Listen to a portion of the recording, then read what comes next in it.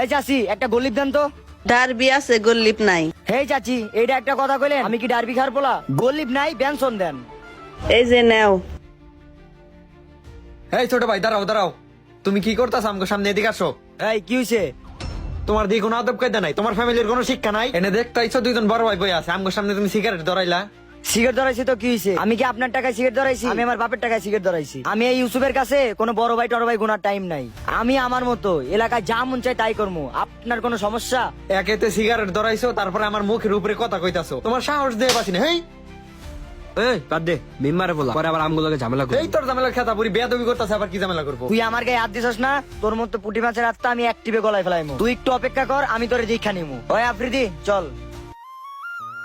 দেখ মাসুম, তুই কিন্তু অগলগে ঝামেলা করে কাজটা ঠিক করলি না। এটা যখন কত বড় হয় আল্লাহ ভালো জানে। চল তাড়াতাড়ি বাসায় যাই। ভাই আঙ্গুর বাপ হইলো এলাকার রানিং মেম্বার, আর আমগো গায়ে ও হাত দিল, এর একটা বিহিত করাই লাগবো। আব্বার কাছে এখনই কইতাছি, চল।